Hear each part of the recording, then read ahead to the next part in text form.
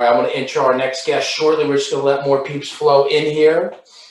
And then we're going to give it to him on the floor. Let's see who else we got. Lysandro, what's up, brother? Brian Barry, hello. Alicia, great to have you. Amanda, hello. All right. Leo, you off today? You off from the fire department? Well, you're driving, dude. I don't want you to, God forbid you get. No, I just got out of work today, actually, this morning. Good stuff, brother. Glad to have you on. Thank you. Let me open up this chat here.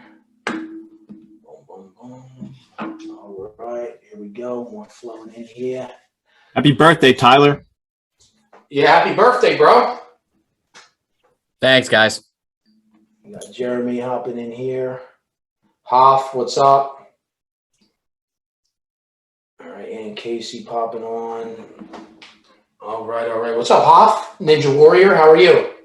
Good. How are you, sir? Good, brother. Good.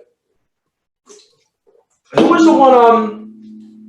Where you somebody on the last call was talking about First Form Legionnaire. Was that you? Yeah, I actually have a Legionnaire interview tomorrow morning. Perfect. All right, cool. We got our guest speaker knows a lot about that too, so I'm excited for you to hear him too, brother. Yeah, I was pretty juiced about Aaron coming on today. Love it. All right, so this is the deal. We are going to get started as everybody trickles on in here.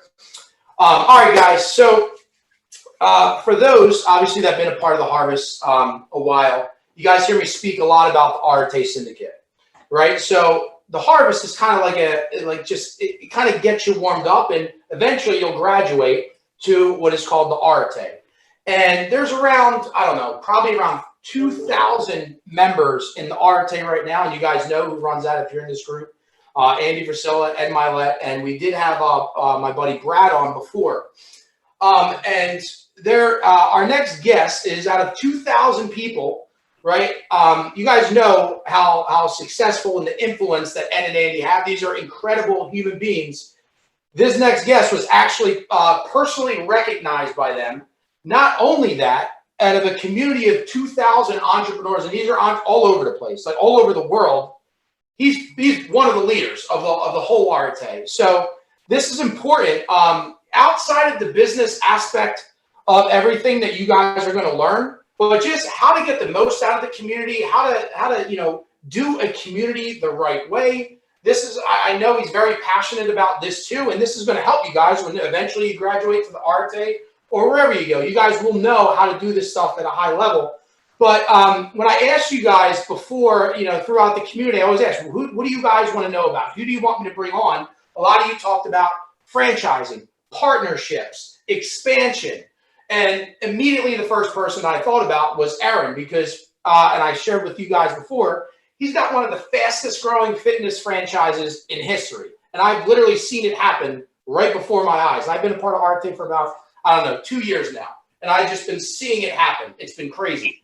And it's going to be, I couldn't think of anybody better to come on here to talk about this because for some of you on this call right now, maybe that's the next step, right? And it's very hard for people to get out of that mental block of like, man, it sounds good to expand, but holy shit, it sounds hard. Is it possible? Who could I talk to learn about this stuff? So that's why I specifically brought Aaron on here. Plus just the mental toughness. I mean, this guy's a wealth of knowledge in all aspects of entrepreneurship, personal development, health. He owns a nutrition company on top of that too. So there's a lot of great stuff that we're going to get out of this, guys. And I couldn't be more excited and honored to have Aaron take time out of his busy day to come out here and just pour into you guys and teach you guys about what he learns and his story and where he's headed. And as always, guys, please support, follow. He's got a nutrition company, Order. We're going to talk about, he's a best-selling author too. So we're going to talk about his book. I got a ton of them that I'm going to give away to Talgate too.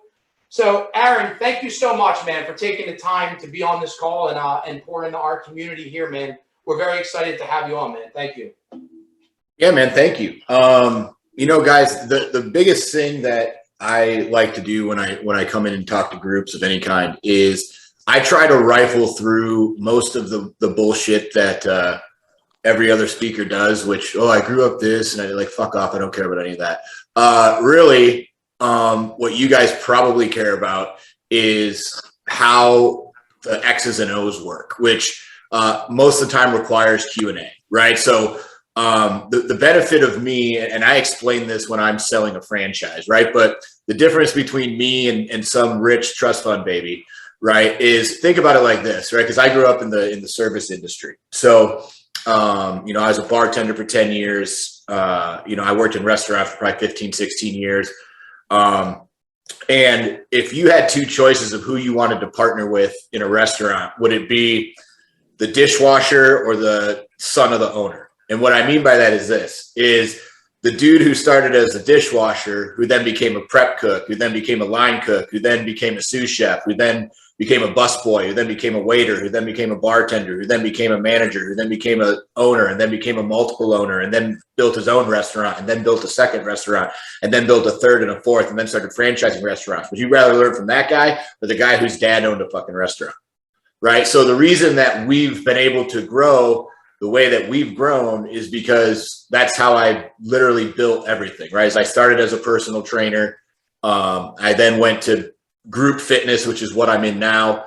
I then went into fat loss, which is what I was in now. And I was a bodybuilding champion before that, a natural before test and all that. Right. So, but I was a natural bodybuilding champion in college. Then, I went to work for a buddy, who was in the fat loss space while I was personal training, started helping him get his gyms up, got his first 4 gyms up, moved down to Florida with 4 people in my network 6 years ago, actually May 1st. So in a couple of days, it'll be 6 years since I moved to Florida. And then I started my own gym. And that was the goal, right? The goal at that point was just to have one gym and pay my bills. And then it was, okay, well, we had 940 clients at that one gym to the point where we were turning people away. And I'm in the fat loss space, right? So for me, turning people away was not an option. So we opened a second location. And then we opened, we found out that when you open 2 locations, the biggest thing was I opened it on testosterone and ego instead of systems, right? So I had no fucking clue what I was doing. And we got our ass kicked for a little bit, not as far as people, just as far as operations and execution. And so then we decided when we were going to build systems, we're like, well, if we're going to build them for 2, we might as well build them for 200. And so we did that and we implemented them on the 3rd. We had 462 people day 1 in our 3rd gym. And then in our 4th gym, we opened September of 2020. So while everybody was shut down, we opened our 4th location during COVID, mainly as a fucking story, just so that we could say, hey, well, everybody else was shutting down. We were literally opening. While we were shut down, we also did all the franchising and all the lawyers and all the trademarks and spent the $80,000 that it takes roughly to get that off the ground. And then, the 4th one was proving the systems that we opened with the 3rd one, making sure it was repeatable. And then now, we have 2 more opening in the next probably 30 days. We have 54 sold on the books with another 214 in negotiations right now. And this is month 13 of franchising. So while it looks like it's blowing up and that's really cool, you got to understand 2 things. The first one is the reason, right? And the reason is because people have watched me on social media every step of the way. So you're never going to see me, showboating shit. You're never going to see me saying, oh, I think I can do this. All you're ever going to see from my stuff is the work that we actually do every day. And as the work evolves and as what you do evolves and as what you do as an owner evolves, you continue to document the actions that you take instead of pandering about the shit you think you should do. And magically what happens is the dudes with big checkbooks go, I've watched that motherfucker for 5 years. I know he's the real deal and I'll cut a check, because trust me when I tell you that those are the only dudes who cut checks. There's a lot of dudes who do this when I'm charging $40,000 a fee and 6 cents on every dollar for you to work with me. And I don't do 1-unit deals. Okay. I only do multi-unit deals, and I have guys coming to me buying 3, 5, 10, 12, 20. I got 2 guys coming down this weekend to buy 30. Those are big fucking checks. Okay. You got to be a real G to write that big of a check. That's not to get anything open. That's just to work with me. So, I put my numbers up. I didn't realize what we had when we started franchising. I talked to my director.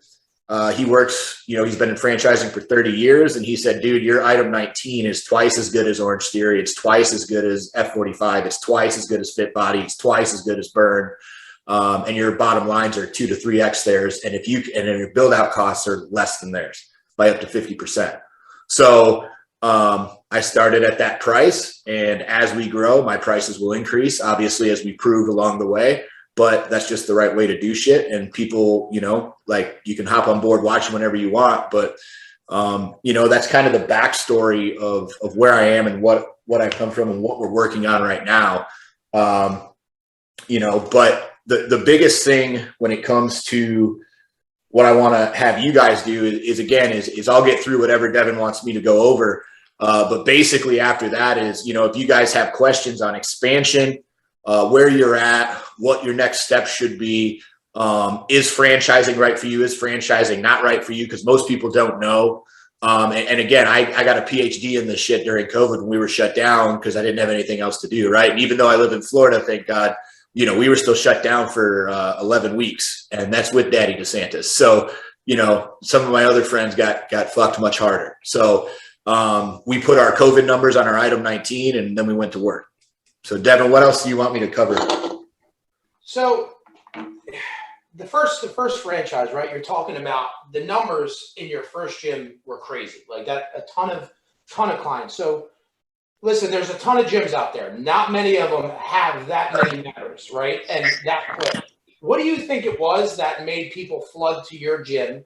I have an idea based off of how I follow you, but I would love for you to share, like, what do you think it was that made your gym grow so fast that where you were like, hey, we need to expand to another gym?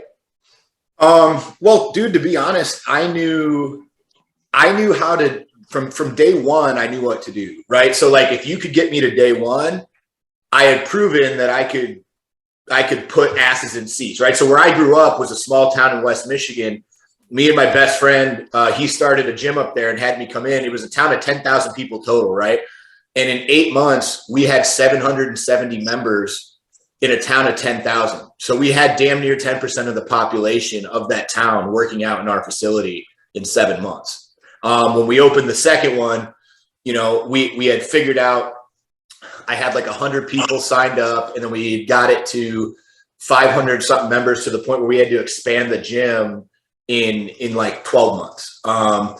The third one that we opened was again, same thing. It was like 200, 300, 400 people. When I moved down to Florida, I knew if you could get me to day one and I could get people in front of me, I knew my technique, I knew my energy, I knew my passion, I knew my nutrition, I knew my systems. Like I knew what the product was better than anything else. And it just was what it was. So at that point, the only thing I really had to worry about was, just getting asses in seats. Right. So luckily our marketing guy got us about 120, 130 people on our pre-sale signups. We went super, super cheap.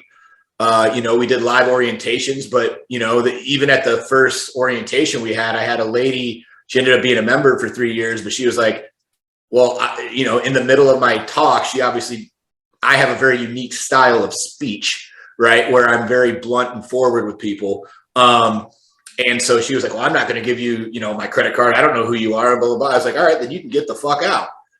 And like, this is in front of everybody, but I knew like, hey, she sat the fuck down, and her husband came up later and gave me a fist bump, and he's like, thank you. But like her and Walt, Lisa and Walt, I still remember her name. Like they were amazing clients for a long time. Their whole family ended up coming, but like, I just have a very unique approach. And again, most people can't get away with my approach because it's not authentically them. Like they would get in trouble. I'm just authentically very blunt and forward. And so, in the last 5 years, just in Southwest Florida, our brick and mortar gyms have helped lose over 250,000 pounds because we actually document our results. So, when you start combining the momentum and you get the ball rolling, it's not that difficult. Again, it's just based on the product. So there wasn't anything like special that we did. It was just, I had been doing this for 16 years. And I had gotten so good at it. I just needed to figure out how to get from day 0 to day 1. I knew if I could figure out how to get the fucking doors open, I'd be all set. And so once I figure that out and we systemize that, now I can sell that to people across the country. And when you went to your next location, I see that you're very, I mean, if you guys go to their website, which I'll drop in our community page, and we talk about this a lot, the core values, right? It's on his website, and it is, I'm starting to see you're opening up a new HQ. Is it done yet? Or Yeah, our HQ is open. Yeah. It's as done as it's, ever going to be for now. But yes, it is open. So when did you realize, right, with expansion and you opening up your second location, when did your core values, like you being so vocal and visible with your core values, and let's go into, because it's such an important topic and I know that you are relentless with them, which is awesome. Like, when did you start implementing your core values to help you expand? Why is it important? Like, can you just go into the core values and when you start, or when you realize, shit, I need them? Yeah. So, honestly, it was the first Arate Summit that we had. That was one of the big things. And the trick is how you implement them, right? And this is something that, I literally, I'm going to tell you guys something that I normally charge about $25,000 for. Just so that you guys are aware, and I get it anytime that anybody ever fucking asks me. So you should probably write this down. But if you want to actually get core values to work, there's a system to do it. Okay. And I'm just going to give you the system, and you can thank me later. But basically this is what you need, right? So if you just write shit, like if you look up my profile, like you'll see the lit up signs with my core values. They're on every office wall. You'll see all the shit, right? That's cool. But that's just words and it doesn't mean shit. The trick is your team has to help you come up with them. Okay. So in order for you to do core values, you need to set the meeting about 7 to 10 days away. Tell them that the meeting is about, hey, we're going to build a list of core values as a team. I need you to come up with 3 to 5 words that describe our company and why. And then you literally write out every single person's word, and you don't need to write out the whys, but start. And then once you have the board full of words, you start combining the ones that are similar and you start watering them, really boiling them down until you get to a certain amount. We used to have 6. We actually have boiled it down and changed them now to 4. So when we first did our core values, there were 6 of them. Now there's 4. And we have very, one sentence definitions, which, most people who read them would go, oh, okay. And because it doesn't really matter to you. To us, we know exactly why they are what they are. And then our write-up sheets, right? So our write-up sheets are literally which core value did you violate? Like, we don't write people up. Like, if you were late, we don't write you up for being late. This isn't fucking kindergarten. We write you up for not following a core value, right? So that's everything that we do is based on those 4 things. And that's how we do our meetings. That's how we hire and fire. That's how we promote and demote. That's literally how we do everything, is based on what we want the company culture to be like. And so when you're coming up with the core values for your company, the first thing is your team has to come up with them, or they're never going to fucking buy in, right? If you just go, hey guys, these are our core values, they're going to be like, okay, dumbass, you can write that shit on the wall you want. But if they come up with them with you, you're going to have a lot more buy-in. They're going to help you figure them out, and they're going to hold each other to them. Right. But that has to be the trick, is they have to do it. And the second part is you have to come up with them together. And then once you get it boiled down, come up with something cool, right? Put them on the office windows. I've seen people who have like wallet cards, like credit card size, like cool ass little things with their core values that they give all their team members. For us, I literally lit them up in the fucking sky, and they're on my wallet HQ, and they're on every office window in our headquarters. We used to have we actually still do in one of our locations, we have a wanted poster with like a silhouette of a person with our core values. So even our clients know, hey, if you know somebody who does this shit, you send them to us, right? And we get 100 apps a month. So, we have currently 17 states that work for us. That's people from 17 states who have moved down here to work for us. So, the biggest thing that we do is once you have that system set up, then you come back, you give them all this shit, and then you come back at that same time and say, hey guys, the reason we're doing this is because this is how we're holding each other accountable. We're done with all the petty shit. We're done with write-ups. We're done with it. Like, either you're going to hold these core values or you're just not going to work out here. And the hard part is adhering to it. right? So you're going to have 10, 12% of people who think it's stupid. You're going to have 10 or 12% of people who think that it's fucking childish. You're going to have to go through those people. And again, it doesn't mean you need to fire them. You just have to tell them straight up, hey, bro, this is what we're doing moving forward. You're either with it or like, dude, I'll gladly help you find somewhere else to work. I'll gladly help you find another job. Like, you're not fired, but like, you're just not going to make it here. And so I'll help you get whatever you need to move on. But, you know, if you're not on board with this, this is something that's not negotiable. Our team's all on board. We are all on board too. If you have a bigger team, I would recommend you preface that meeting with your leadership in your company and have them make sure that they're behind you as well before that meeting so that they can talk behind the scenes about doing that kind of shit and getting that buy-in from the other team members. If you don't have a big team, just, you know, get it all done right now and get everybody together. And then obviously you have to adhere to that ship, which means you're probably going to have that 10 to 12% of people that you're going to have to replace. But that's okay, right? Because again, if people know, hey guys, you know, Bob wasn't on board with, you know, what we're doing and what we're changing. Like I had a dude, he was a great trainer. He actually had moved down here from my hometown. I played football with his older brother. And good kid, knew his whole family. His family was clients up in Michigan, and I had to fire his ass. Like, it just was what it was, right? I said, bro, like you can't do this. You can't do this. You've been doing this. And this violates this core value. Like, it's not negotiable. Like, this is your last warning. Like, please do not do this again, or I'm just going to enforce your actions and remove you from my company. And the next time he did it, he was gone. And that was it. And I said, dude, that's just how we do business here. And, you know, he got pissed. He, you know, tried to do everything that every employee always tries to do. And, you know, we just pay him no attention and move the fuck on. And now he fucking sells roofs or something. I don't know what he does. But, you know, that's basically how we do it.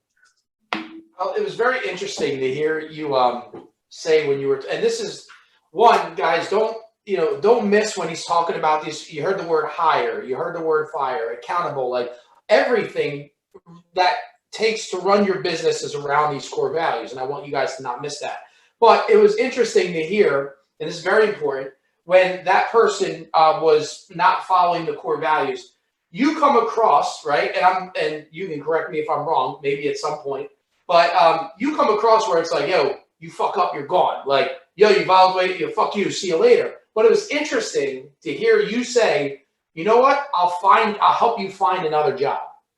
Right? Were you always like that? Because it was cool to hear you say that, because I would just assume with your, with your energy, it's like, hey, you fuck up, you're gone. But you didn't say that. You said, hey, I'll help you find another job. I didn't want anybody to miss that either. So the personal training space, if you Google this, the U.S. personal training space has an 80 to 90% annual turnover rate. I want you to think about that. That means if you have 10 trainers, 9 of them are gone in a year, right? Our cumulative rate of turnover is 16% for 5.5 years. So the reason and I will tell you, am I a prick to work for? Yes. Not in a bad way. I push people, right? Like, I want you to be better. We have standards of how we treat people. Do I communicate? Am I for everybody? No, dude. Like, there's people who come, but again, like, we have people from 3 countries. We have straight, gay, black, white, Hispanic, Asian, bisexual, homosexual. I mean, dude, there's, liberals, conservative, everybody works for me. Because at the end of the day, they know that I'll fight for them, right? Like, I'm that dude who, if you're on my team, like, I'm on your team. Like, we'll go to jail and figure out if you fucked up tomorrow. But like, tonight we'll go to war. And I don't care who you are. I'm on your side. Like, I go to war for my people. I had a homosexual girl trainer who, one of the other gyms, I hired her, tried to sue her for some shit. So I gave her $5,000 for a lawyer retainer. And then some shit went down where one of my employees quit and tried to accuse me of some shit. And she stood up and said, no, that's not how this dude is. So, because I do do I come off that way? Yeah, 100%. But in reality, dude, like relationships are everything in business, period, end of story. It is a non-negotiable. And if you fire people every time they do anything wrong, you're just going to have to rehire somebody else to do the same shit wrong again. So, you know, for us, it's a learning opportunity when you fuck up. For us, you know, I fuck up too, right? Like, I don't fire me, right? Like, and I've been part of enough companies and part of enough organizations, and I've been employees at places to where, like, I know what it feels like. That's the other reason they don't quit, and goes back to how we create core values, is the same way I create jobs, right? So I create core values the same way I create jobs. We sat down with our coaches and said, well, what sucks about personal training? This. Okay, well, we'll pay you a salary. We'll give you benefits. We'll do this. We'll give you a set schedule. You don't, you know, your pay isn't considered on how many clients you have. We literally just took all the shit that they hated, and the only thing that we couldn't fix was a split shift, right? Like, that was the only part we couldn't fix, because people want to work out before or after work. And because 85% of our clients are house moms, that's how it works, right? Or before or after school. So that was the only thing that we couldn't fix. But every other problem that they had, we tried to solve. So we make careers in the fitness industry based on what they want. So, you know, when you have people who buy in, and then you ask them what they want, and ask them what position they want in your company, and ask them what their goals are, and then you actively work your dick off to try to help your fucking team grow and your business grow fast enough for them to get it, magically people don't quit that guy, no matter how big of a prick he is. Now, if I was the owner who just sat here and did these fucking calls all day and pretended I knew my shit, yeah, I'd probably have to replace people every fucking day. But that's not how I do business. So yes, to answer your question, it's kind of two-part. I am somewhat that way. Like, if you really fuck up, like, I've been known to blow people out, right? So I had a guy, I think he was like my fourth employee ever. I was gone at a conference. It was the first weekend I had ever taken off, and it was like a Saturday conference. And so I went, and we were ending a program. So my other three coaches were there ending the program. Well, the one guy, he had 4 DUIs, and he couldn't really read, but he was an awesome dude. So he was a trainer, and as a trainer, you don't need to be that fucking smart at, you know, you got to be passionate in a couple other things, but smart's really not one of them. So he had to take an Uber to work, and that's how he got to work every day. So the Saturday where I told them, hey, we're ending this program, I need all hands on deck, I want to hear how everybody did, my manager had called me while I was gone and said, hey man, you know, Travis didn't show up to work today. And I was like, okay, find out what happened. So came back on Monday, my GM sat down with me and said, yeah, man, he said he didn't have money to pay for an Uber to get to work. And I was like, okay. So he came in Monday, sat down, talked to me, said, hey, I need a vacation and I need a raise. And I said, well, I'll give you the vacation. And then I just took his key. So, you know, that was the only guy that I really kind of got pissed at and blew out of the doors. You know, there's occasional exceptions. Like, we had one guy who was on drugs and we didn't know. And one of the clients was like, he literally was like falling asleep, like training me, and was like drooling. So like, he was an immediate fire. Like, we didn't realize he had a drug problem. But like, other than that, dude, no, I don't blow people out. Jay, I see you have your hand raised. We'll go to you. Yeah, I just wanted to point out to everyone that, I mean, obviously you're loyal to the people that are in your circle, but you obviously, you just completed phase 2, and you remain loyal to yourself.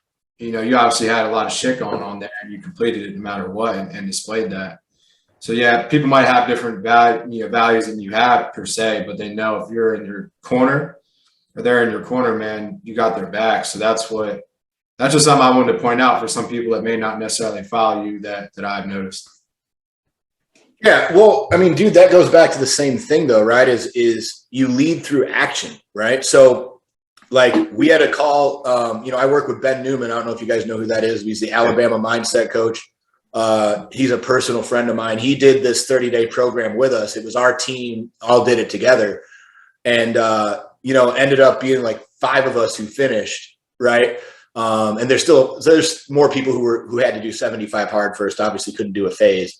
But, you know, I was up seeing him before my book launch, and I had no idea what PRP was, which is platelet replacement therapy. I didn't know what it was. My doctor was like, yeah, we're going to do that at your ankles. and I was doing 75 hard. And I was like, okay, whatever. Dude, I literally, like, I did not realize that, like, you can't fucking walk pretty much for like 24 hours. And Ben looked at me, he goes, you're doing it in both ankles at the same time? I go, yeah, man, I don't know why not. Like, I'm not fucking coming back to St. Louis. I don't like it here. So he was like, all right, good luck. And I woke up the next day, couldn't barely walk, got off the plane, and then still had to do 2 45-minute workouts. And our warehouse guy called in sick. So I had to go pack 20 fucking retail orders and then bring those to the fucking UPS store too. And I got it done, right? Like the last 2 days of this phase, I had a stomach flu, and to the point where, like, I think it ended up being 11 pounds in 2.5 days, because I literally could not stop shitting and pissing and puking, and like, dude, it was disgusting. And I did it anyway. And the reason I did it wasn't because I wanted to do it. It was because I knew that I told my team I was going to do something, and I can't expect them to do anything that I wouldn't fucking do.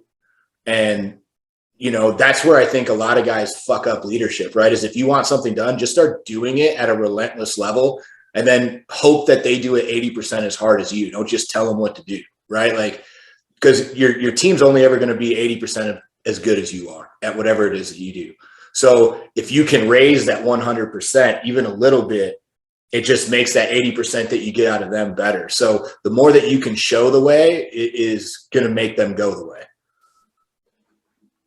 All right. So I wanted to highlight, when we talk about core values, guys, I'm going to go into 2 things, and then we're going to open it up, because I just want to make sure I don't forget shit, because I got some good stuff to tee him up with that I know will help you guys. When it comes to partnerships, all right, you're expanding, and you're obviously expanding at a fast pace. A lot of people in here, whether it's doing business, with another person, or maybe they want to expand, but they're like, dude, I get, the limiting belief. Nobody's going to do this as good as me, or nobody's going to care as much as me. So they don't even think to expand, or because they don't trust that they can find that partner or that key hire. You're obviously doing it at a high level, employing a ton of people. You can only, franchise to these next locations if you obviously trust the person, I believe, that is in alignment with your company, and trust that they're going to run it the right way. So within your journey of, opening different locations and working with other people and franchising, what was your experience with trying to find the right people? How do you judge the right people to be in business with, that you can trust your name, your franchise behind them? Well, the first thing is your systems have to be good enough that even an idiot can follow. Right. And I think that the first place people go is they go to blame the other person, instead of saying, well, what about my shit was so complicated that they couldn't understand it? Wow. That's good stuff. Right. Like, and that comes from ego, right? Is like, most people are like, oh, well, dude, like, I gave him everything he needed. Like, that fucking idiot just didn't know how to run a business, or he's lazy, or he's that dude. Maybe your shit's not as tight and as good as you think it is. Like, how many times have you actually tested it with people that you trust in your own company before you said, oh, I'm going to be a fucking national franchise? Like, dude, there's steps, right? So, if you're going to own a business, cool. If you want to be at a franchise level, you don't just open a franchise, right? You open a second location and then start to develop systems, because what you find out when there's 2 and not 1 is that you can't be everywhere. So everything from what questions do you ask when you come in the door? What products do you carry? What supplements do you do? What's the email response like? How fast do your employees have to do this? What is the pay structure like? What is the upward mobility? Like, every single question that, like, you don't know the answer to comes from experience. And that's why we opened the second one, right? And then we said, okay, now we've got 2, and we had to build systems, because we were just getting our ass kicked by just being unorganized and unsystemized, right? So we had to set up systems for how, when a 21-day person trial came in, what does day 1 look like? Who does this? Who does this? Who does this? And we had to systemize the whole thing so that we could say, all right, guys, cool. And guess what? When you're growing like that, the cool thing is your team wants to be a part of that. Hey, guys, we need to systemize this. What are you doing? What are you doing? All right, who's killing it at signups? Who's doing this? Who's doing that? And then you just get together. And again, you're building this as a team, right? Like, that needs to be the most important thing. Is it can't just, like, I literally make 0 decisions in my company by myself. 0. I do not make a single decision without asking 3, 4, or 5 other fucking people that I trust in my circle, in my company, to make that decision. Because most of the time our raw ideas need to be, manipulated a little bit more into a good idea, right? There's a difference between a raw idea and a good idea. And the only difference is a raw idea hasn't been tested by other people's thoughts, because in your head you go, oh, that's fucking genius. A good idea, you might tell that to somebody else and they might go, well, yeah, but we deal with this. So what if we added this to it? And then you go, oh, fuck, I hadn't even thought of that, right? But again, it goes back to ego, is most people just don't say, hey, I've got a team that deals with this shit every day. I should probably ask them what their opinion is and how they would do it. And what am I missing here? Right? Because again, and if you're asking open-ended questions like that, you're going to have a good time, right? Because that person's going to know that, like, hey, do you think this is a good idea? Yes or no? They're going to give you an answer because they're scared. If you say, hey, bro, I'm thinking about doing this, but what am I missing here? Because you do this shit and you're really fucking good at it. So like, how would you do this? This is how I would do it. And then most of the time, like, whether that person's idea is cool or not, doesn't matter. You're at least evolving yours. So even if everything they say is completely out of left field, at least you find out what you don't think is going to work, and that person's heard. And remember, they don't have to be chosen all the time, especially if it's a shitty idea, right? Like, they don't have to, their idea doesn't have to be chosen. It just has to be heard. If you guys hear, man, there's a common theme when he talked about the people in his company. It's like, when he talked about developing how his company runs, like, he's always asking about, how can I make this? It's always about the other people in his org. Like, how can I make this better for you? Like, what do you not like that we can build around? It's always about other people in his organization. Same thing with what he was just talking about there.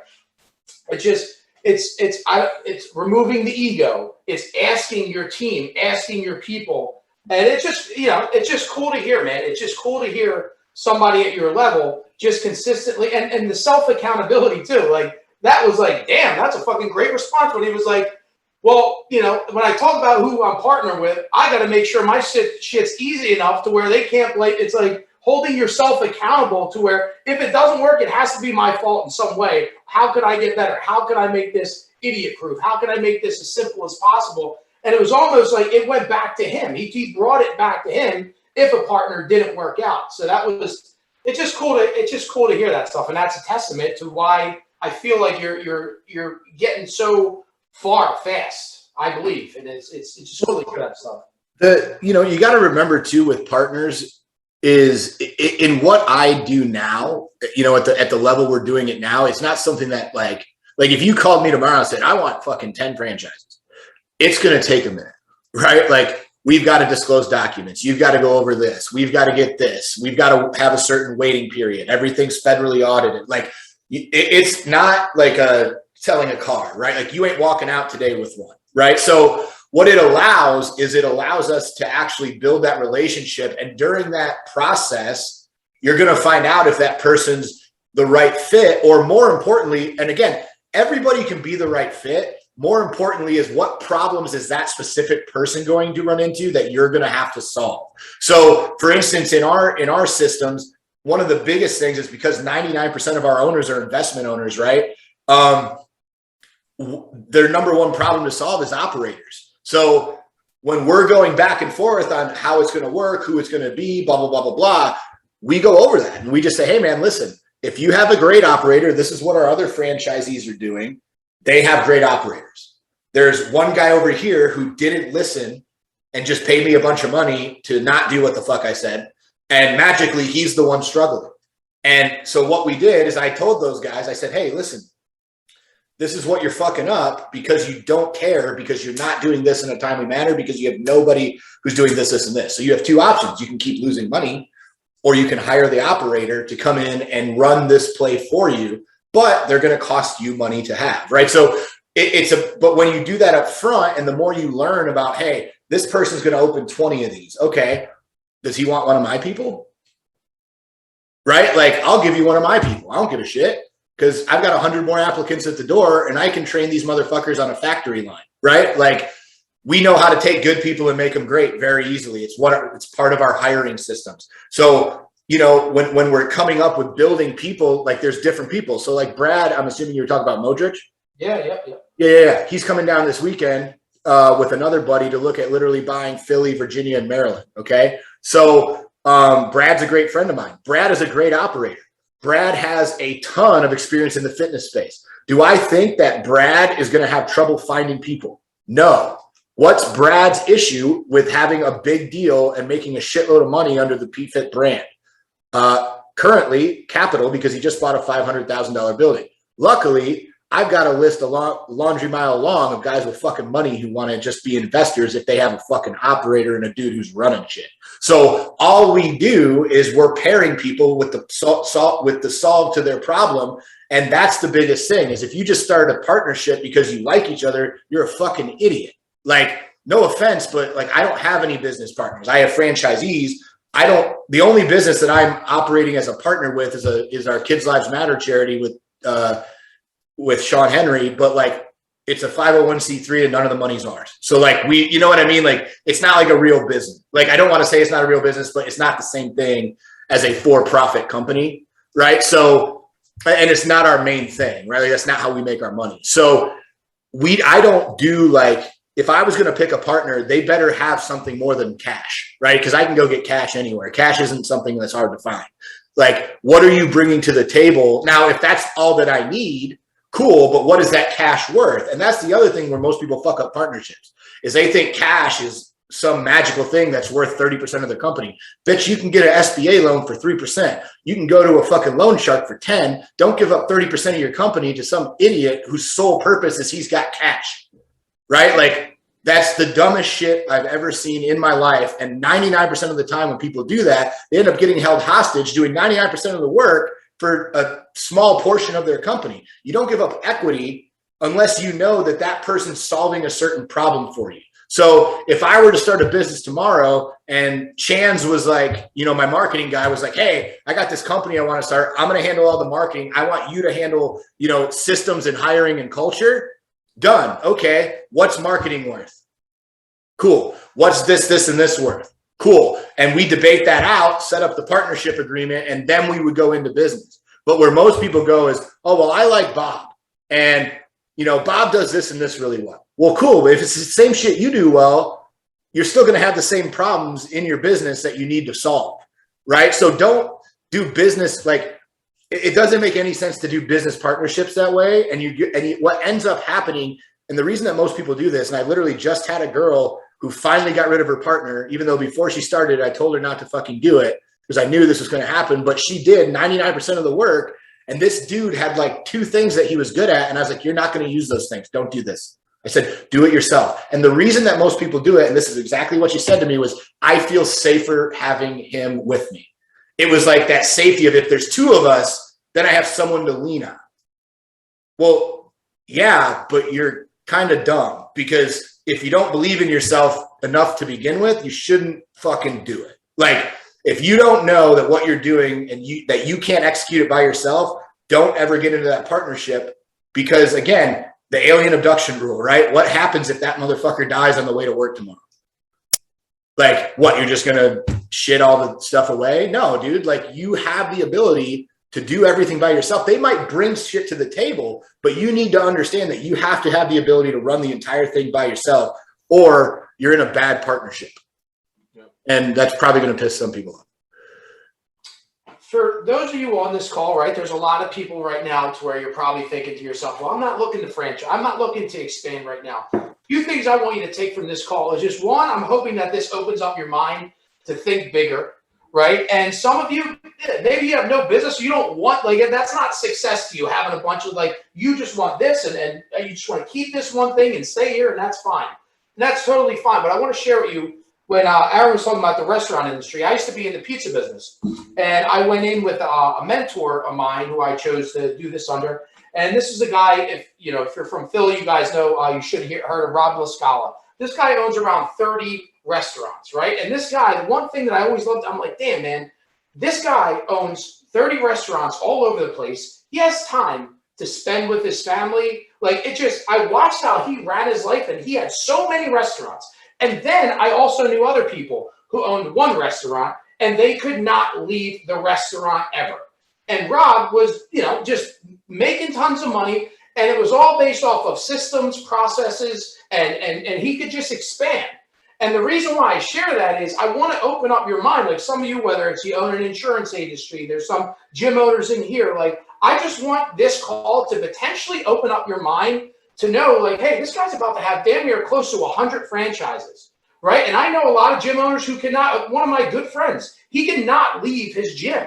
And, you know, sometimes I like, hey man, they can't even think about it, right? So I just want you guys to think bigger, see what's possible, and just know, like, hey, you know, like it's you know, I just want to make sure that you get that from this call. In case you're on this call right now and just kind of listening a little bit, because maybe you're like, well, I'm not in that spot yet. You never know when that's going to be, and you know, if you start thinking about it now, it may come sooner than later, and then you'll remember this call. So, Butts, I see you raise your hand there. Yeah, Aaron. So my question would be, when you're looking for good people, do you create the positions and then find the people for the positions, or do you find really good people and find a spot in your company where they could work and help you out? So it's an evolutionary process, right? So when you're first doing jobs of what you need, most of the time, especially if you're by yourself, and I'll start it from there, is when you're by yourself, you know, you start, and this is how everything works, right? Is you have your plate full, right? And you say, okay, I need somebody who can come in and help this, and this to take this part off of my plate. And you take that part of your plate, you develop a job description of what you want to do, and you take it off your plate, you give it to them, right? Now, obviously, you're still there, you're still doing it, but you say, I need somebody to do this, right? Luckily, when I started, I had a secondary income for 6 months from the gym that I worked at in Michigan. That was my stipend for, not competing in the area and going away after everything that we had helped them build. So I was able to I didn't take a paycheck for 7 months, right? I hired 3 people instead. And so I had an employee who helped me train. I interviewed him in the Starbucks across the street because we didn't have a gym that was open. And I interviewed 4 people and ended up hiring 1. What's funny is I ended up hiring the other 3 people over the course of the next 18 months. They all ended up working for me at one point. But what I did was I said, hey, this is the job. And then obviously when that guy came in, I said, hey, we're just going to run this. I don't know what this is going to look like. We're going to figure it out as we go. I'm going to pay you this because this is what I think I can afford. And is that fair? He came back and asked for a little bit more money because he had to drop out of something else he was doing. I said, okay, no problem. And he started. And then as we got busier and busier and busier, we said, okay, hey, what else do we need? We need somebody to help do this. I said, okay, well, I'm still not getting paid. So how is, you know what I mean? Like, how is this going to happen? How many people do we need to get in here to afford to bring this person in? And once we hit that metric, then we brought someone else in, knowing that neither of us were going to get a raise for the continued increase in business, right? And then it was we needed somebody to help with paperwork. So we created, okay, you're going to come in the afternoons and you're going to do this, this, and this. I would always hire good people every single time instead of a resume. 100% of the time, I've had some of my best staff have 0 qualifications. And like one of them was like one of the guys who owns one of my most profitable locations or runs one of my most profitable locations. He literally, his sister was a client and said, hey, my brother's moving back down from, Gainesville and needs a job. So we interviewed him and he was an awesome kid. Did he have any experience? No. So we went out, we got him a certification. We had him work under us for, 3, 4, 5 months. Turned out to be, now he runs, a 7-figure location by himself. And he's probably one of our top guys. I've had guys with, we have guys with doctorates. We have guys with master's degrees. I have a physical therapist from Ohio State who was my best friend since I was 5 playing Pee Wee football. He now runs our entire corporate office and he was a PT, but now he runs all of my business. Right. So like you never know really who's going to be a good fit. I just knew he was an incredible human and he was a great human and everybody who was around him loved him. And I said, I can mold that into whatever I need. It's hard to take an asshole, even if they're really talented, and get them to be able to do a lot of shit. So what we do now though is and this might be something that will help you guys, is now that we have so many verticals, right? We have our gym, we have our supplement company, we have our franchising company. So now what I do is they have a base salary, but as we want to create more jobs, I go to the people that I think would fit the job and I say, hey, listen, outside of your job, you're still going to work the X amount of hours in the gyms, but I want you to have this job. Okay. And we're going to pay you this way. And as we grow, you're going to get this much money per gym that's open. Right. And we're going to build this position. And eventually, when you can't do both, we will hire somebody to come in and come start taking your job in the gyms so that you can move out of the gyms and morph into this other position. Right. So the reason that that is so big is because how most people do it is they go, oh, well, I'm going to start this franchise company. I got to hire this person. I got to hire this person. I got to hire this person. And now your labor cost goes through the fucking roof and you don't really have the funds to support that. Right. So how we do that is I have people, if I know I need another job, I have that person who's interested start doing that job and paying them additionally. Right. So it's not a lot of money, but as the performance indicates, I pay them more and more and more money while they still get whatever they were at base. So their quality of life doesn't change, but their hours do until we can move them into that new position and it financially makes sense within the company. And that has saved us a shitload of money on labor. It gives all of our team upward mobility. It gives all of our team the ability to change careers as they morph as humans, right? So most people, when they start as trainers, they're in their 20s, early 20s typically. A lot of them don't have families or kids.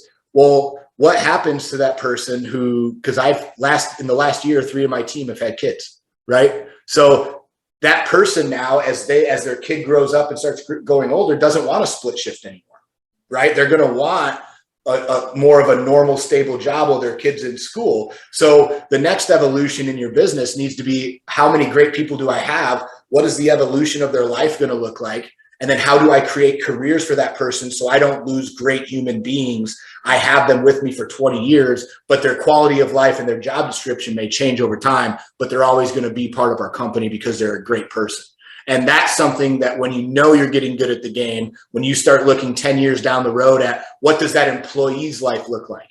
And an easy way to find out if that's something they want, and this is something I'm doing next month, is with my leadership team, I say, hey, what does your dream life look like next year? And then I'm going to have them, we're all going to sit down and do our meeting, and they don't know this yet, but they're all going to say it out loud in front of everyone else, so that we can all hold them to that. And we all try to grow the company so that every other person in that room gets their dream life in a year. Right? Because I know if I figured that out for them, guess what my bottom line looks like? Golden. I'm not worried. Right? My job, and I've said this publicly, but I want to have the most 6-figure employees in the fitness business on planet Earth. Because I know that if I have the most 6-figure earners in the fitness industry, I'm fucking doing awesome.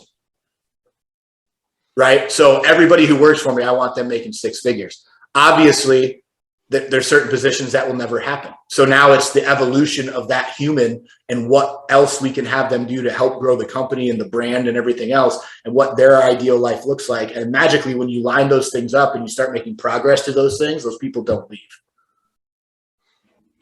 Love it, man. Hey, man, I'm about to comment on something and then you say some other good shit and I forget what the fuck I was about to say. But I do want to share when it comes to, because a lot, and we all experience this, people trying to hire, I need that leader, it's so impossible to hire. And I want to share with you guys, sometimes you're so attached to the KPI, or this is the disc or whatever it is. And it's like, dude, if you just find a good fucking employee, a good human being, like you can mold a lot of these people to be whoever you need in your company. And he just laid that out for you. It's like, dude, if they're a good person, there's a good chance I can create them to be who I need them to be. And then secondly, when you have talent in your organization, I'll never forget the sign. You got to create a world big enough that fits their world too, especially when you have talent and you want to keep people for a long time. Is your world big enough? Are you creating a big enough world to fit their goals and dreams within that world too? So great stuff. Yeah. Well, the trick with that, guys, and I'll give you a caveat on that because it's something that I've just recently had to explain to people, right? But winning evolves as you win, right? So like I said, when I first moved down to Florida, my idea of winning was opening a gym and paying my bills. That was my dream at the time, right? And then once I had one and we had a line out the door, I said, man, what if I own 2 of these? So my next dream was to get 2 open. And then it was, well, man, if we could sell supplements in-house, we would do this. And so we started that company. And then it was, man, you know, and boom, and the dream keeps growing. Now the dream is $1 billion brand, right? Like that's my dream is I want $1 billion umbrella. So that didn't start. I didn't move down to Florida 6 years ago and say, I want $1 billion umbrella. I said, I just want to pay my fucking bills and be a personal trainer. Right. So like your dream evolves as you stack the wins, right? But you have to keep looking for that next step. And that's the thing where I think most people fuck up is they either, you know, try to skip steps and they try to play the game of I'm trying to go here, but I have not figured out anything past level 1 and I'm looking at level 30 and that's why they fuck up. Or 2, they go, man, I'm just comfortable right here and that's what my win looks like, right? And again, that's fine either way that you want to do that. But the way that I've seen work for me is as I've evolved and I've learned, like when you go from running a business where you're the 90% face of that company, right? Like you're there every day, you do the work. Like there's a different dream when you say, man, now I want to do, you know, 2 of these because now I can't be someone else has to be the face of this one. And your leadership has to grow. The skills that it takes to be a teammate and a coach and a business owner and to grow systems and to grow your business has to grow. And then on top of that, similar to what he said, you know, I have a growth goal for my team. I have dreams that they have that my job is to do, right? I have 30 families right now that depend on me for a paycheck.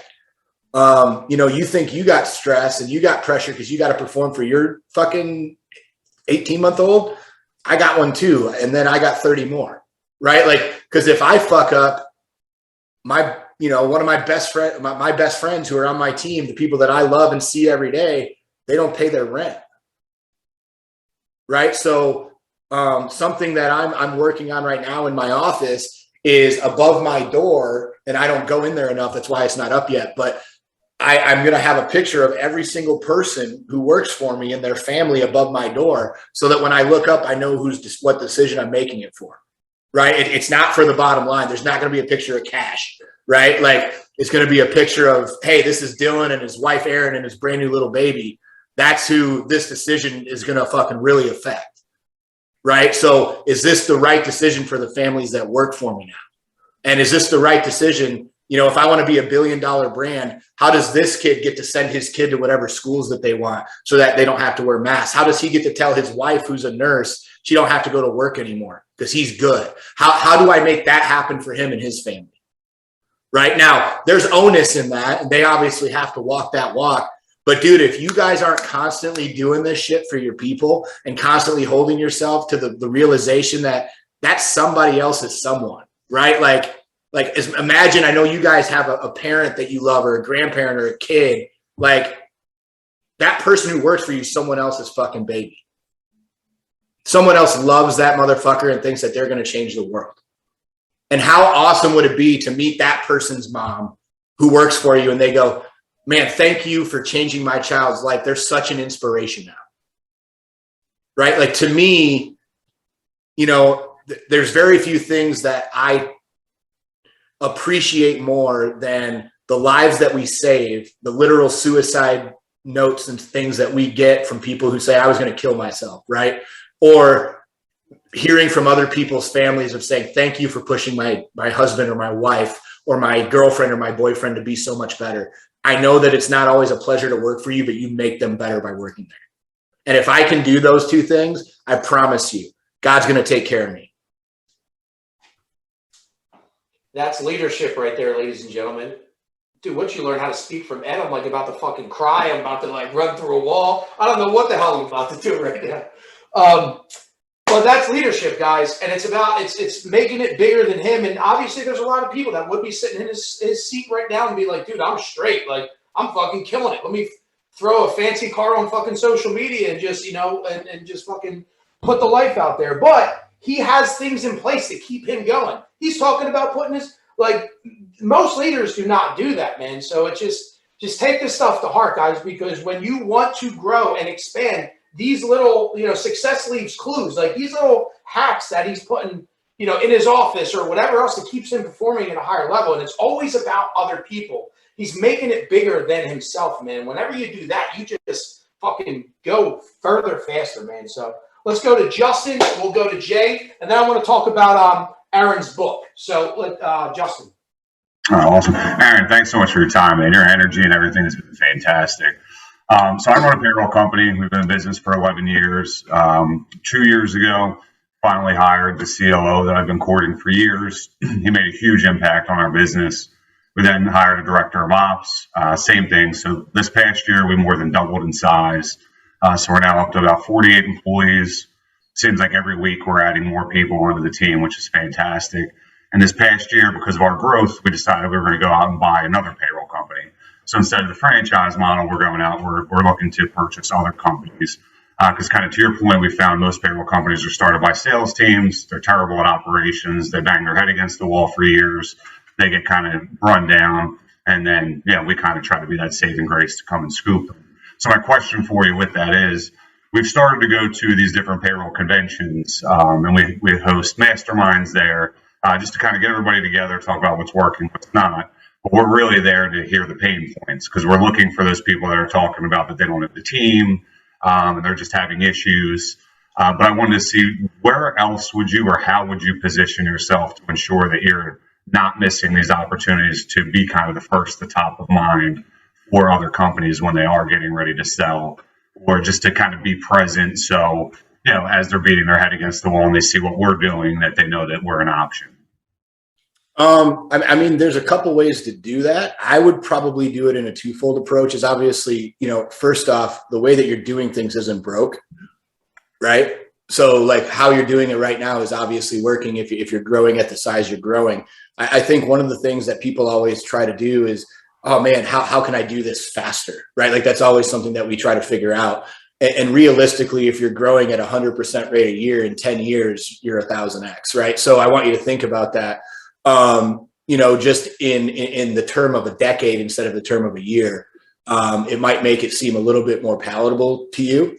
I would actually look, dude, at, if you can find these companies or people who work in these companies or you're trying to acquisition these companies, is there a way that you can license what you do, right? And have them, maybe buy a license from you where you just get paid royalties to come in and help them if they don't want to sell to you, right? Like let's say the guy's, he doesn't want to get rid of his business, but you still know you can help him. Well, is there a way that you can work out some type of fee or licensing fee or coaching fee to come in and assist that company and get them profitable and get them where they want to be, et cetera? And again, I'm assuming, payroll employment is just mainly about how the numbers are the most important thing, because obviously volume is probably the key in that industry. So, that may not work for your industry. I know in my industry, we don't have anyone who really does that. Just because, it doesn't work that way. So I'm probably not the best person to ask on that.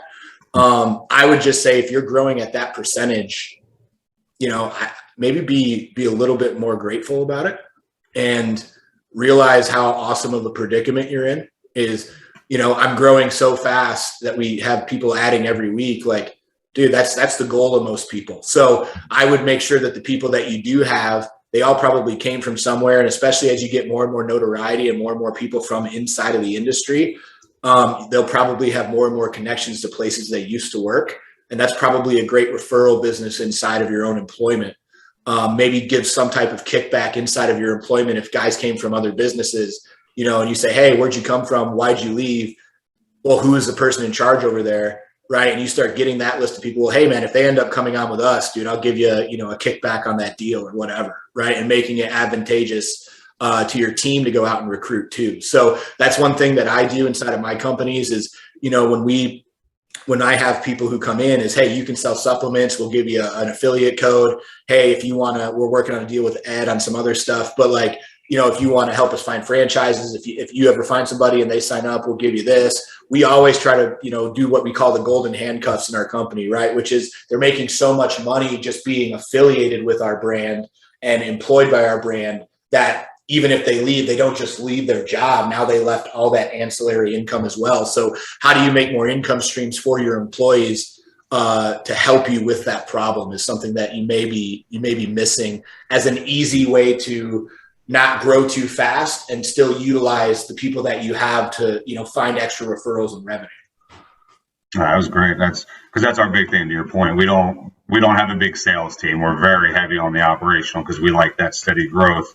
And it's funny you said that because we just started kind of a white label program that we're going to be rolling out to some folks as well. But I didn't think about the internal team recruitment, so definitely going to run with that. I appreciate that. Yep. Good stuff. Let's go to Jay. Brian, we'll hit you and then we'll go into the book.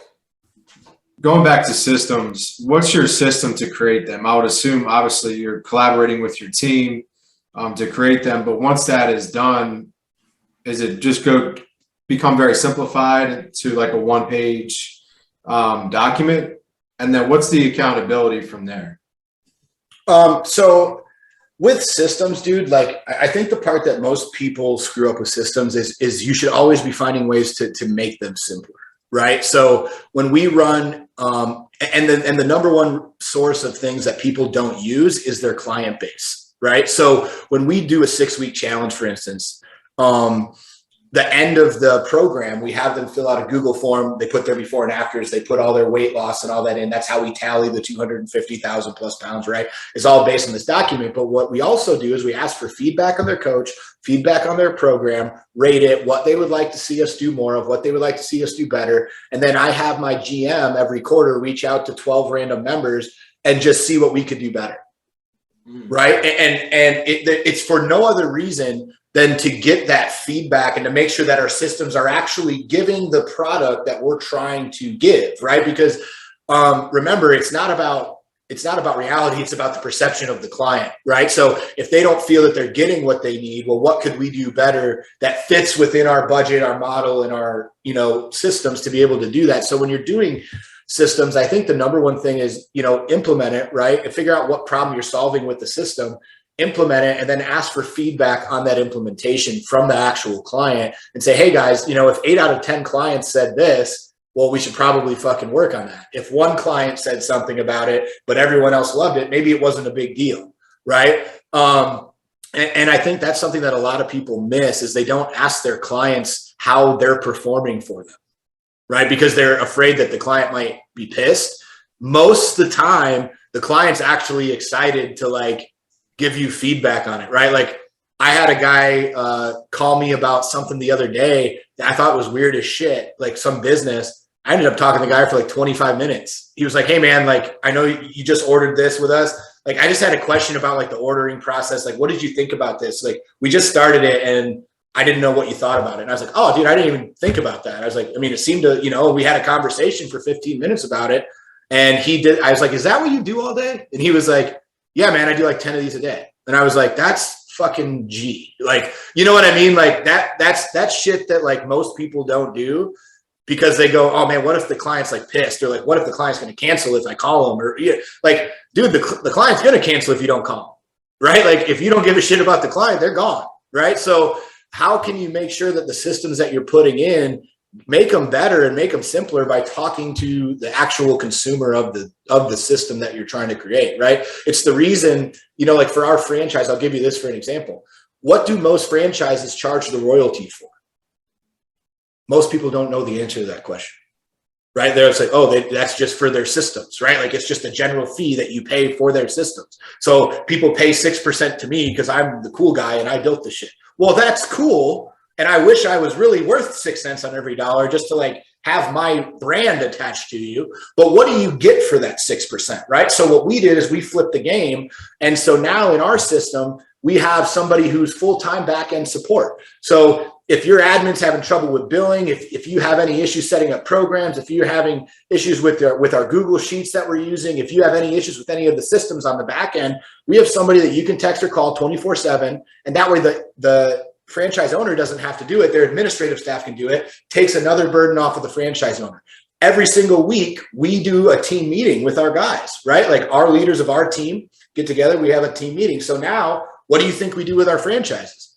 We have somebody who's on our corporate staff has a team meeting with that facility leader and with that franchise operator every single week, gives them the goals, gives them the things, talks about culture, talks about team development, goes over the numbers, goes over the analytical goals, and then they set them on their way. So what you're getting for that 6% changes, right? And we built that out of a system. But I think where most people overcomplicate shit is, dude, if it worked once, just keep doing it, right? If it ain't broke, don't fix it. So when we started, it was like, okay, well, team meetings really work. Okay, well, as we grow, are we going to get rid of team meetings once weekly to go over our goals and how we structure them? And our team meetings are 5 things. Well, what if we just did that for every single franchisee? Would that make that franchisee perform better or worse? Obviously better. So what did we do? We implemented it. We asked how the franchisees liked it. They were like, dude, I love it. I don't have to talk to my team for shit. I can focus on my main business. Awesome. Right? So we got the win from them. We got the thing that we wanted. They know that they're getting more value for their 6%. So now we just simplify the system. Okay, we're going to have a 30-minute, instead of it being an hour, hey guys, we're going to commit to 30 minutes a week. We're going to go over your game plan. We're going to discuss any issues. And then that's what that person's job is now. So now as we get to 20, 30, 40, 50, 60 open, when that person who's doing that job tells me, hey bro, I can only do 20 or 30 of these gyms. Well, guess what we do when we hit 21 or 31? We bring someone else on, he trains them, they both go, and now magically once we have 40, now we have 2 people in this job. And once we hit 60, now we have 3 people in this job. And we just creating the job over and over and over by doing the same shit. But that's just a system based on the feedback that we get, right? So what the biggest thing is you have to communicate instead of just guessing. And if you tell your team, hey, how is this working? Or where are we? And again, analytics will show if it's working, right? Like, so for us, if we implemented like a sales training system, when we first started selling off of the InBody, right? We started selling off of this machine where we didn't have a salesperson. All of our coaches could do it. Our sale percentage went up 20%. We sold 20% more leads who came through our door by implementing this machine. So now in all of our franchises, what do we have? We have the machine. What do we have for all the coaches who come down? We train them how to sell off the machine, because what we found, see what I'm saying? So like, and it's a simple process. You take the printout. What about this don't you like? And then you shut the fuck up and you solve problems. That's not a sales pitch. Any coach on earth can do that, right? So you're not reinventing the wheel with this stuff. You're just getting feedback and solving problems. And most people get too excited about, sales or marketing or this or that. Dude, if you're just solving problems, you're going to find the systems that work and try to solve the problems better and get feedback. Your systems will evolve and get simpler because you'll find out, oh, I don't need to do the 6 other steps I was doing because no one ever talks about those. The only thing that you really talk about is this, right? Like, I don't know how to make it simpler than that when it comes to systems. People just don't get feedback well enough and have the humility to get feedback and just say, hey, I'm a dumb fuck 36-year-old dude. Like, I don't know. Like, so how is that working for you? Awesome. Cool. What could, what's your closing percentage? Let's say it's 60. Well, if we can implement this and now we get it to 65, awesome.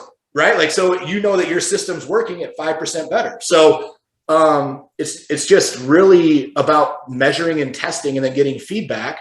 And if that person comes in and says, yeah, but it's taking an extra 30 minutes and now we're losing time off the floor and now my attrition's going up. Well, now you know to reevaluate the system maybe the other way, right? And so you can look at the pros and cons as long as you have the analytics of your business. And that's really the thing, right? The hardest thing for most people is to get the analytics inside of their business because they don't work in their fucking business, right? They work on your, right? You've heard that stupid fucking phrase. I'd rather work on my business than in my business. Bitch, if you don't work in your business, you're never going to have a business to work on. Like, that's the dumbest shit I've ever fucking heard. Like, that's a level, that's a place you get to, but there's a nuance to that question. And if you don't build every job on the inside first, when you're trying to build those systems, you're not coming from an educated place when you have that conversation with an employee. And then you become reliant on their information and you don't have the experience to help them create a better system. So every job should go through you too, right? And that's something that I think a lot of us get who have been in the game and by ourselves a little bit, is we understand that we do every job. So then when we bring someone else in, yes, they're not going to do it as well, but the collaboration of the job will evolve over years and it will eventually become something that you don't even know how to do anymore.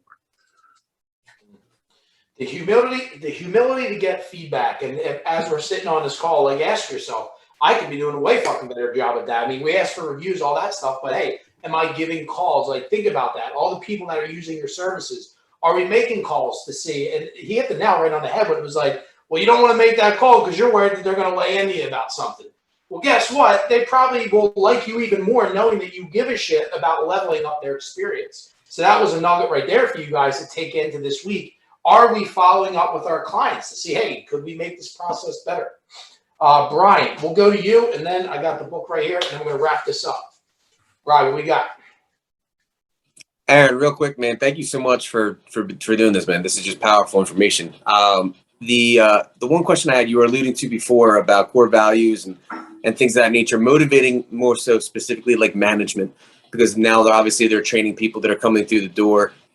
How have you found to kind of make them better, to kind of almost not necessarily think like how you think, but more so have the same kind of fire using those core values to, get to them different level. Like, for example, I was even thinking of to get people motivated to help others within the office, to pick up things in that, again, that team approach by kind of almost presenting like, hey, what's your superpower? What do you do really well in your job? And how can you share that with the team? Again, to take them to another level. Have you done things like that in the past to kind of, bring up your weakest links, so to speak? Yeah, it's very simple. Pay them based on their performance at that duty, right? So our managers of our facilities get a pay 5% of the profit quarterly based on 5 key indicators. Okay, there's lead percentage of close, there's attrition, there's daily duties, right? But then there's a team eval and a corporate eval, right? And those are anonymous.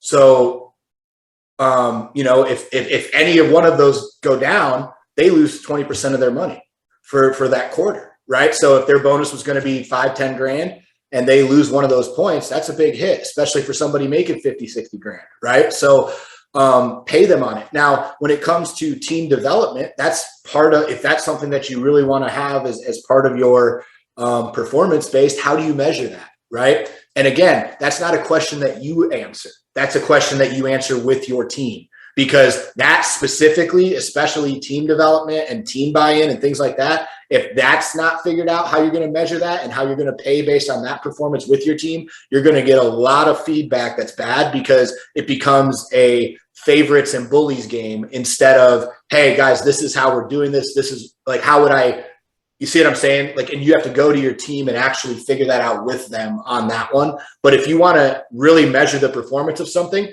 figure out how you would mathematically measure that, right? And then on top of that, how they get paid based on if their performance is really good at that, right? Because if you can do those carrots, you're probably good. So again, going back to the core values thing, like we do core value awards every year at our banquet. We also do awards for, like different things, but basically we have 4 core value awards every single year, right? So we award people based on those things and they vote for them. I don't, it's not me. It's everybody else votes, that person gets it, right? So, like we have one guy we have one of our core values is lead from the front.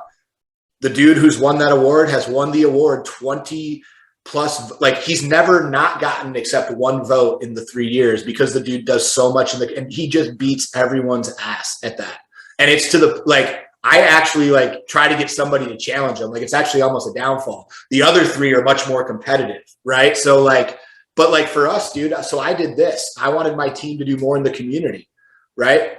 So how do I do that? So what I did is I gave each gym a $250 a month stipend. If you spend, money and you want to go do something in the community and it costs you some money, I want you to just turn in your receipts. Whether you went and bought somebody a meal, you went and did this, just turn in your receipts up to $250 and I'll take care of it. But you've got to show us in the team chat what it is that you're doing when you go do it. So our team chat, like this weekend, I'll give you an example. There's a 5K going on that my supplement team's going to be at. There's another 5K that my trainers are going to be there all decked out, rooting and hollering and cheering people on. And then there's a veteran send-off at the airport on one of the nights that a couple of my other trainers are going on. So what I tell them is, hey guys, because I pay all my people's salary, part of your salary is you have to do at least 1 community event a month, and we give you this stipend to go do it. So if you're not doing that, you're not performing your job duties, right? If I told you part of your job was mopping the motherfucking floor and every day I came in and the floor was dirty, how long would you have that fucking job?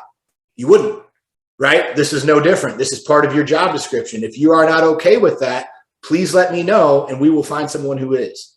And but again, so now you'll see if you go through our team social media, any of our gyms, like our gym pages of the ones that I own, it's guys going to the VFW, guys going to, hand out coffee at the nurse estate. And we started this during COVID, right? Because we couldn't be open.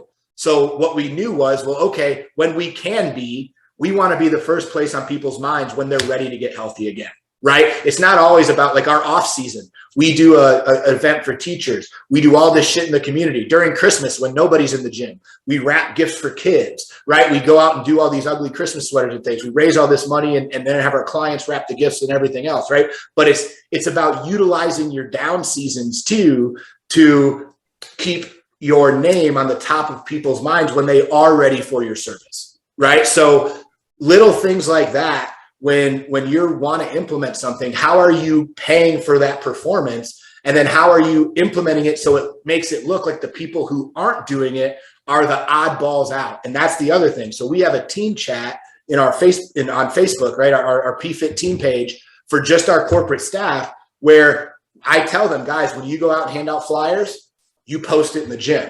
When you go out, like we had one of our teams just went and did a physical education class yesterday. Our girls from one of our locations went and did a PE class for a school, and they took videos and posted it on social. I said, guys, it's not bragging to post positive shit on social. That's a fucking lie that you've been told. We need to be the beacon of positivity. Everyone else wants to talk about bullshit and negativity and this side versus that side and divisive device. Dude, when's the last time you saw some positive fucking shit? Right? Like, that's what we do. And we don't think of it as bragging. And I brainwash my people. Is it bragging? Fuck yeah, it's bragging. Show me another gym who does what we do. I fucking dare you. Like, you won't find anyone who does it better than we do. But at the end of the day, we pay them for that. That is part of their job and dude, we tell them. And I've fired people. Part of their job is to be in our social media, our private members pages. That's part of the job description. I have fired 3 people for not doing that. And we've given them warning after warning after warning after warning. And each week, if you don't do it, guess what? You get written up. Each week, if you don't do it, you get written up. And after a while, like Devin alluded to, there are days where sometimes I have to go in there and rip somebody's fucking head off. But guess what? Our standard is our standard is our standard. And I know I can go back and do anybody's job better than they can do it. So it doesn't matter to me at all. I'll gladly go backwards to go forwards. I will do every single job at the standard that I hold, period, end of story. And so does every single person on my team. And you get rid of people like that. There's people who you have to get rid of when you hold that standard, right? But again, if you want it to happen, you have to set a performance. You have to set a pay criteria. You have to measure what you want and how frequent you want it so that you can set that up to become part of your culture. And eventually it will just be part of your culture. Like, dude, I honestly, like, we started with the $250 and our receipts each month go down because my team just stopped turning them in because it's just part of who the fuck they are now. Like, my one dude who wins that award every year, every month, that motherfucker fills the back of his truck with food for the Humane Society, the entire back of his truck with shit for the Humane Society that he gets from clients and brings it. And one of the guys from Arate, because I post it every time he does it, said, hey, bro, does that guy not have a topper for his truck? I go, no, man, he's a fucking trainer. He goes, put me in touch with him. I'm going to send him one. So I screenshotted that message and put it in my team chat. And I said, Austin, I'm going to put you in touch with this guy personally, but I want everyone else to see it too, because I want people to see that, hey, good shit happens when you do good shit. Right? So you have to be that reminder too. And you have to set the standard for that shit too. And then magically it just becomes part of who you are and what you do. So Jim Butts, we talk about this a lot in the harvest about like being that positivity, because it's exactly the same shit that you were talking about. Never be afraid to share the positive shit that you're doing, because it's for the people that you're going to help and motivate to continue to do that shit too. So it's just a breath of fresh air to hear you pounding on that message too, man, because it's so true. And people see, man, good stuff. And right before you go to my book, Devin, like based on that, that's how I built, like, so all those franchises, guys, every single one, I've spent $0 on ads.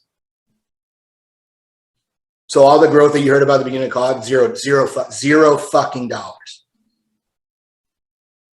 And I'm literally setting historic records in franchise sales. You want to know how?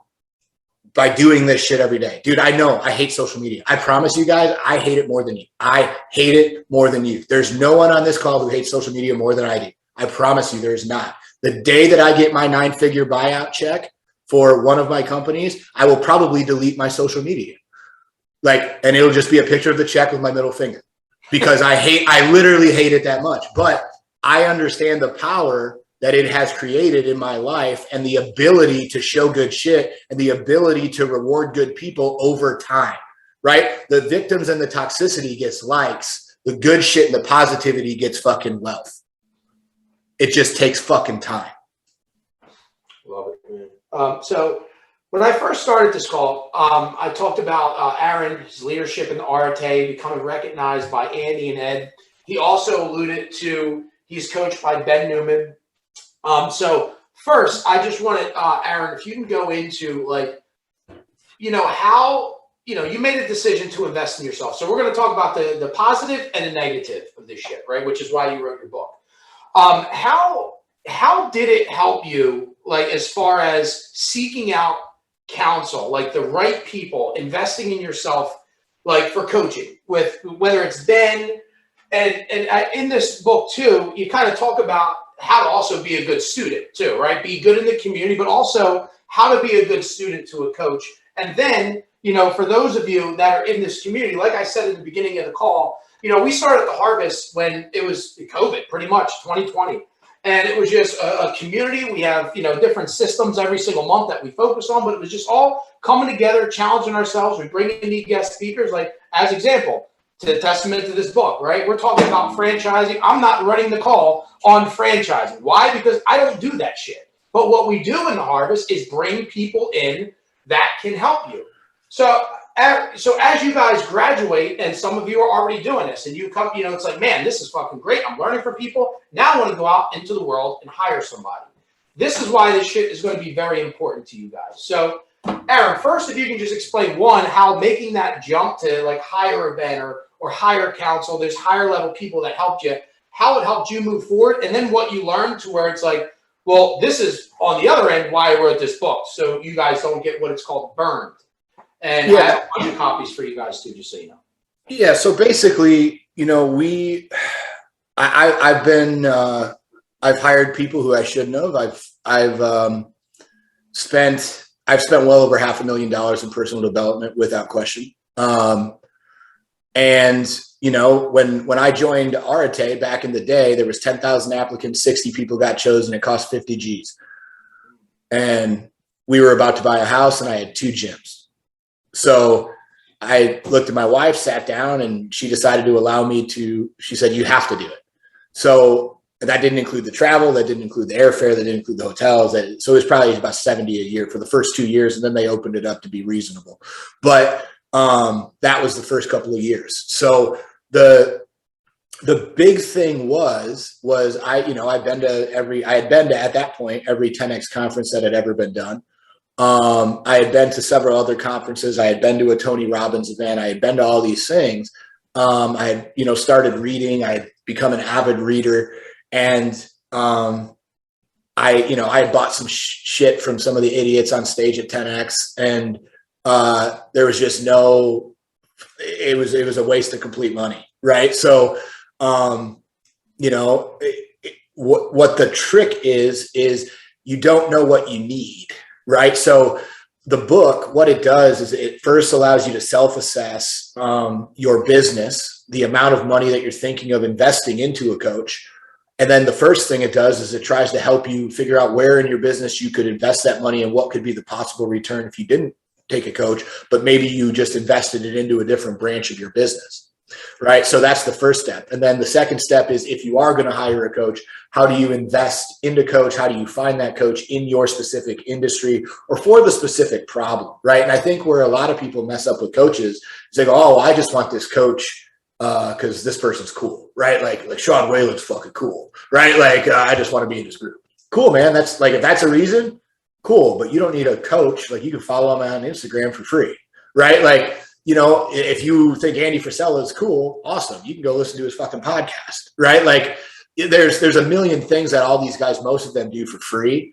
And it's making sure that you understand the reasons to hire a coach and the reasons not to hire a coach. If I hired Andy Frisella and I wanted to learn how to insert tampons, probably not the best match, right? If I wanted to hire Andy Frisella and I happened to be in the fitness space and the supplement space, probably not anyone better I could hire.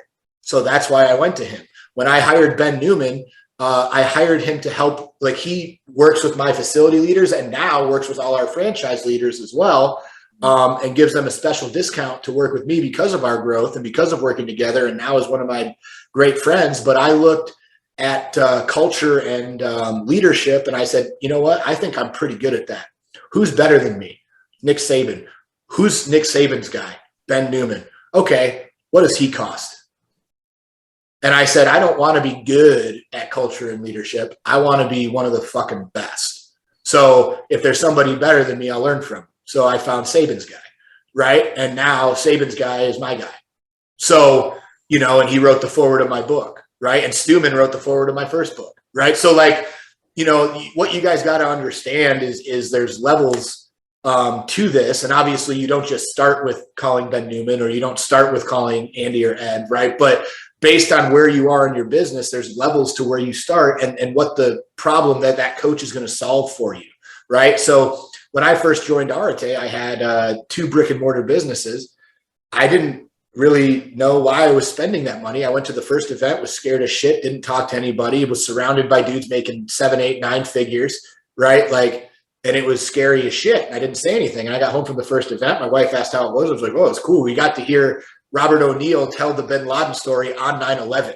Like it was literally on the date 9/11, and we got to hear how he killed Bin Laden. It was fucking dope, right? Like cool, what a cool experience. But I didn't learn anything. So then the next event, I said, well, you know, like I'm just a brick and mortar guy. They don't have anything to teach me like that I can use and implement in my business. And then I realized I was full of shit, and I was like, I wonder what the other guys in the group do.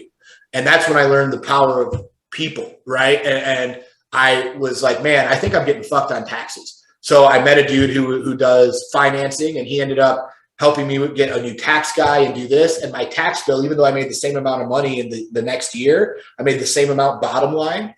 My tax bill went down 80%, right? So it ended up saving me more money than I had invested into Arate.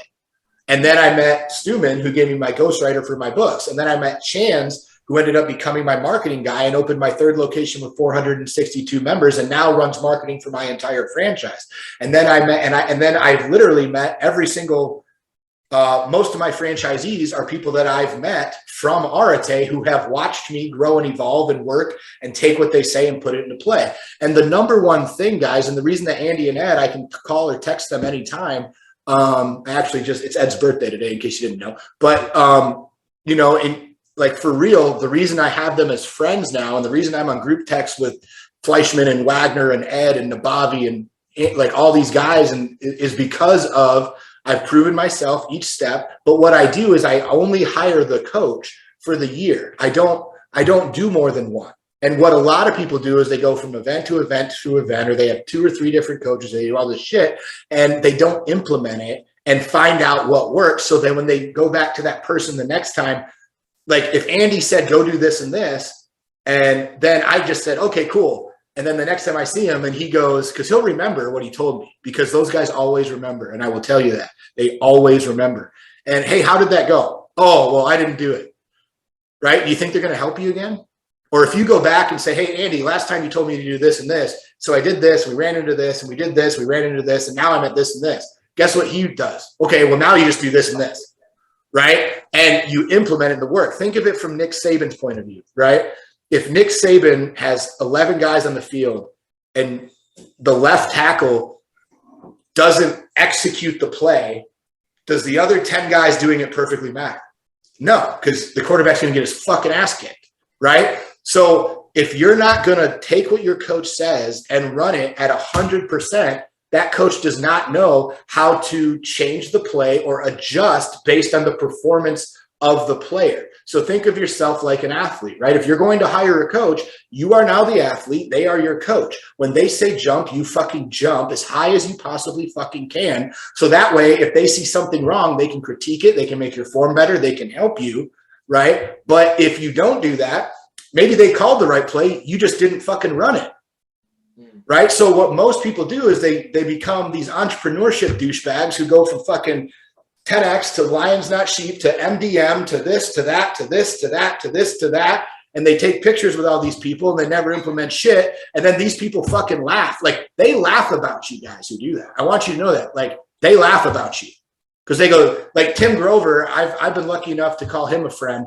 And we were sitting down at dinner the other night. And he was like, dude, you know how funny it is when I see the same fucking idiots at one event to the next event to the next event, these fucking event hoppers, like they despise you people. Like the guys that you want to be around and become when you do that shit, know that you're going to waste their breath so they don't talk to you.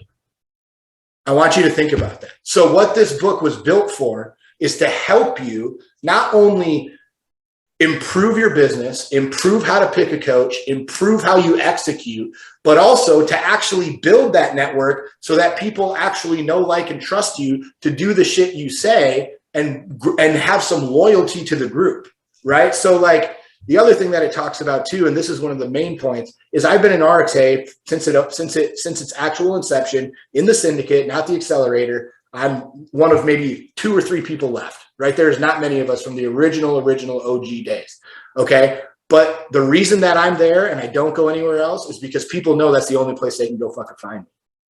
So if you want to meet me, you have to go to an RTA event. That's the only fucking place my ass is at.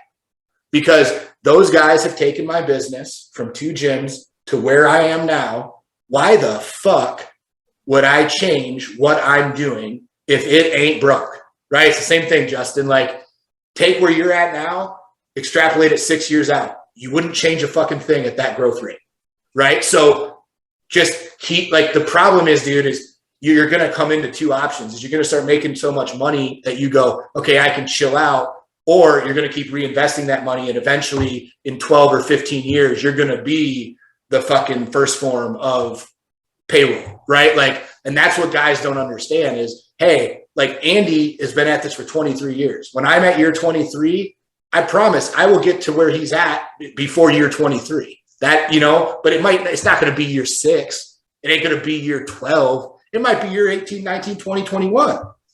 But if I beat him by 2 years and then I'm a billionaire, do I really care?